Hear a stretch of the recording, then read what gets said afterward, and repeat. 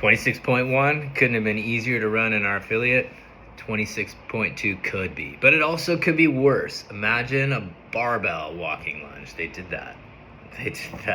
That was worse than shuttle runs. Okay. Thought about this a little bit. Put some things out for the coaches, and it's certainly going to be a challenging workout to get done really quickly, but not challenging to run heats. So having said that, it just might take quite a little bit longer to get through everyone this week than last week. No big deal. So what you need to categorize yourself as: don't need the rings, need the rings, and want to play on the rings. Given that, how we're going to separate the heats is going to be people who don't need the rings at all. We could fit 6 people per heat to the best of my knowledge, ability to configure the space. But I figure we could get 6 in a heat. For those using the rings, and maybe a 4th person who might play on the rings, 4. 3 really for the rings, but 4. The reason why I say play on the rings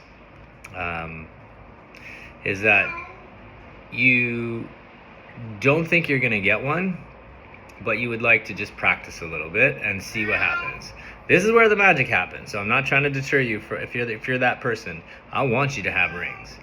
Having said that, someone who knows that they're going to be able to get a bunch of ring muscle ups, what they are going to be doing is when they finish the last set of chest to bars and they go do their snatches, they're going to go to the rings and start rocking and trying to get as many as they can out.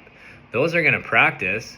Assuming there's time left on the clock, you're going to pump the brakes. You're probably going to have a little coffee break. You're going to chat. You're going to make sure your heart rate's down. And then from there, after you've recovered, then you would start to try to make attempts. But there's no point in trying when you're out of breath if you've never done them before. With that being said, we have different lanes.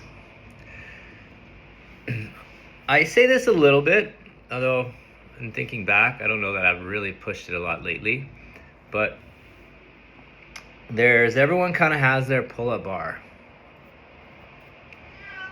Well, if we did heats and let people go in their spot only, well, we might only run like 2 people per heat. So you do have to be slightly adaptable and be willing to potentially use a pull-up bar that's not the ideal height for you. We have boxes to accommodate for you. Sorry, I got a cat, Maximus. I don't know if you guys have met Maximus, Amanda's cat. And he hears lots of sirens go by here in Squamish, and so he tries to mimic those sirens as often as possible. I think he's part of his herd. I don't know. Anywho, back to the task at hand.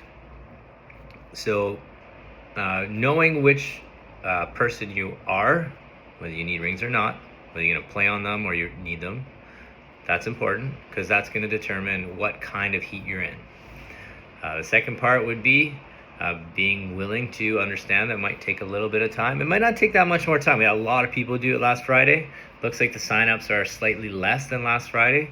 So who knows, maybe we finish around the same time. Heats are going to run a little bit further apart. So we were able to do an 8-minute break between heats. I think 8 minutes is going to be tighter this week because of setting up bar stuff, but we're going to try to run 8 minutes in between each heat, so 23 minutes between heats. Understanding the standards is going to be a lot harder to judge. So if you are a judge, go to thegames.crossfit.com. Read thoroughly through the rules and rule book so that at least if you're not going to judge, but you're the athlete, you know what to do. And yeah, let's go crush it this week. Orders in for Samurai. Having said that, if you still want to eat some food, I did order a bit extra. You could still go to the link and pay. I think I put it on this week again, but it's the same one as last week. Try to press week 2. A lot of people just did the week 1 one. It doesn't really matter. I figured out what date you bought it and went from there. And let's get ready to support each other. A lot of cheerleading, I think, is going to go on this one, trying to really encourage people to get that chest to bar pull up or regular pull up or bar muscle up. This workout, the number one goal of it, I can tell you right now, apart from testing the best in the world, whatever, they set up these workouts 100% with the premise of trying to get everyday people like you and me to get new skills. So whether that's your first pull up, whether it's your first chest to bar pull up, or whether it's your first muscle up. That's the number one goal of this workout, 100%. Because that magic lasts with you a lifetime. And it's kind of your hook. It gets you hooked. You want to do it next year and then the next year. So visualize positive thoughts. Don't let yourself feel too limited by what you can't do until you try. Have 100%, put 100% in. If you put in the effort, that's all that matters. And let's enjoy Friday. Let's go.